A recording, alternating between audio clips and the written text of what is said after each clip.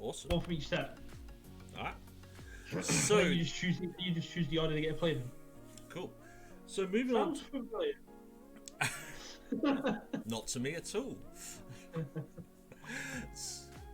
So KOTE data breakdown here for week 6. This is put together thanks to Liptops on Baguette and Switch, and he does this every week. I don't know how the hell he fixed the time in to do this analysis, but well done to him. So this just goes through the data, the combos, and what we're seeing for the deck submitted for this week compared to last week.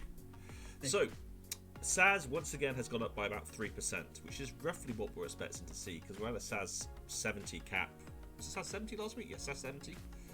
And still, I mean, we're looking at 68.97, which means there's still a lot of decks in the mid 60s, 66, 67, dragging that number down. yeah, it's interesting. I mean, and if you're looking at the other stats here, if you ignore the difference here and actually just look at what proportional difference actually is, I mean, if it's less than a 1%, Look 1 at that point difference. efficiency bonus, 10.2%. It has gone up dramatically. Well, it's gone up by half a point.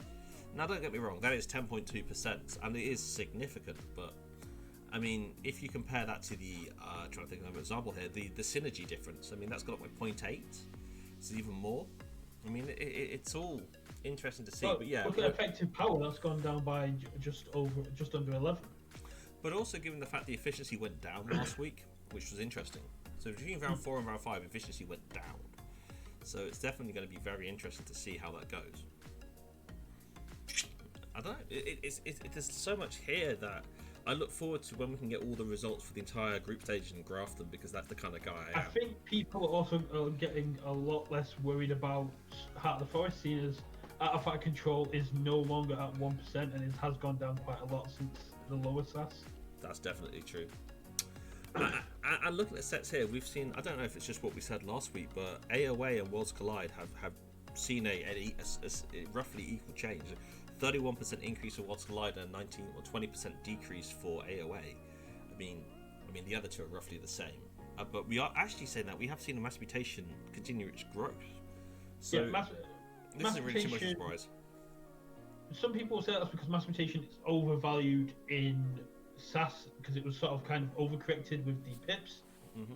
We saw a lot of, especially with the latest update, a lot of with the efficiency bonuses, a lot of mass mutation decks went quite a bit higher. I've had a couple jump from mid 60s into low 70s, which really messed me up for the next couple of rounds. Yeah. Call the Archons dropping as we get higher seems quite interesting. Age of Ascension going down kind of makes sense as we get a bit higher because we're moving away from.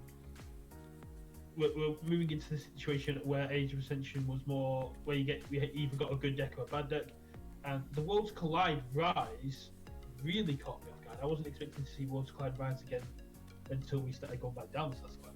I'll be honest the same, and just because I feel I should mention it at some point is I have my Dark Tidings deck. So I've kindly been sent a Dark Tidings deck for one of the other mods, Brian in Hong Kong, and naturally this is in a language I can't read, but it has got 4 Life of the Archons, so I look forward to trying to translate the cards with the help of videos and web pages over the next few days. If my Polish Dark Tidings deck arrives before April 9th, we'll get like some sort of webcam game set up and we can have a Chinese Dark Tidings versus a Polish Dark Tidings where we have no idea what's going on. We should probably ask for some interpreters. So the houses in round 6, I wouldn't say there's a lot of changes. Okay, we've seen Disc go down a bit, but Starlight is the same, Saurian is roughly the same, Sanctum and Dis have gone down a bit. But I suppose Untamed have gone up, which isn't too surprising. Logos has gone up a bit. But I would say the pattern hasn't changed significantly. Seeing the Mars drop with the AOA drop kind of makes a lot of sense. I think Mars and AOA are kind of a lot more entangled than we probably could see. But Starlines and Brobnar, especially with the increase in Worlds Collide, seeing that Starline's not really shifting, seeing Sorry drop, it's quite interesting to see that. But Shadows just really climbing up. Shadows has been consistently the most popular house among all of the 4 sets. Yeah, I mean, I say, again, I'm really looking forward to getting to the final set of data this time next week so we can start graphing some of this to see the changes week to week, because that for me is fascinating. I'm sorry guys, I'm a nerd. So, moving on to the popular cards here. So, in Uncommons, Lights Out is now up at the top with Too Much to Protect. Again, not a big surprise. Graft is up there as well. Again, not a big surprise. Nature's Call and Mimicry, not a big surprise. I mean, I think for the first time, I would say, looking at these cards here, none of the Uncommons surprised me for being up there, especially well, not the common. What catches me off guard is the fact this is no longer in the Uncommons, and there's only 2 logos cards. And there's 5 shadows. Yeah, five shadows have completely dominating the Uncommons again here. And when you go over to the rares, we see a Brognar pile of skulls now and there, and we see that the Plague Rats have completely gone. Yeah. There are only 3 Plague Rats left in the tournament. How could there be only 3 Plague Rats? I thought you had to have at least 4. No, it comes in 3s to 8s. Oh, I said 4 to 8. My mistake. But I mean, just firstly, let's take a second and think about this. We have a Brognar card on the top card list. When you go back to the actual house makeup, it's about 60 decks in the event that actually got brought out, which means that at least a good 15% of them, a good 15 of those decks have probably got Pile of Skulls. Yeah, it's really interesting. And it's also great to see Niflcon and Ultra Graviton still up there in the quantity they are. Niflcon definitely Ultra Graviton's going up. Fuzzy Green is quite interesting. Time Travelers is now starting to see the more traditional cards you'd be looking for that you can expect to come across at a Volta, at a Prime, at a GC. Fuzzy Green is. I'm surprised we haven't seen a lot more of the traditional sort of cards, but we'll be quite interested to see what goes on as we go into this round with the Saskap 72. Yeah, it's going to be interesting to see what comes up next. So, combos round 6. We are down to 3 Hearts to Forest, so we lost 2 this week. We're down to 2 Janka, we lost 3 this week. We're up 1 Brig to 5. We're down 5 Gangonauts, put to down to 5. 5 decks with Trippery combos, which is still the same. But we've got Dark Ambulance from 0 last time, which is interesting. Yeah. I still couldn't believe it went to 0 last time. Well, Dark Ambulance adds a lot of efficiency, and the efficiency bonus will bump those decks up quite a bit. That's probably it. And then apart from that, not really a huge amount changed. 3 decks with shards. We're down from 7, which that's a big change. Down from. And we've now got a Neutron Shark Reassemble Automaton combination. Oh, I hate that combination. I hate that combination so much. I've lost so many games because I didn't plan for it.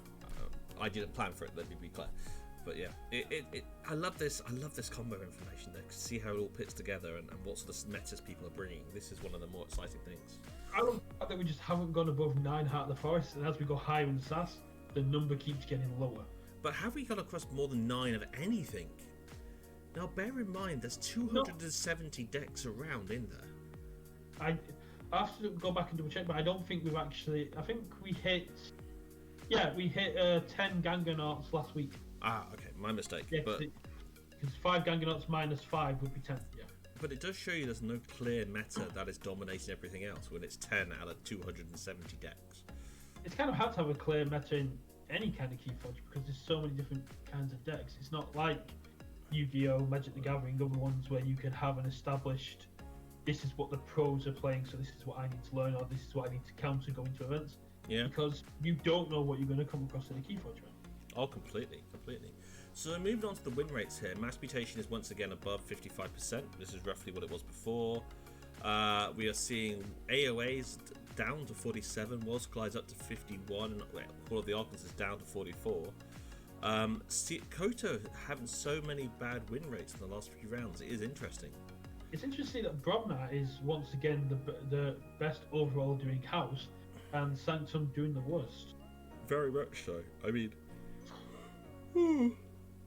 I do like to look at the peaks and troughs for these, but definitely. All these numbers are still very close. There's the 9% in the highest and lowest between Call the Archons and Mass Mutation. Yeah, it's very, very interesting.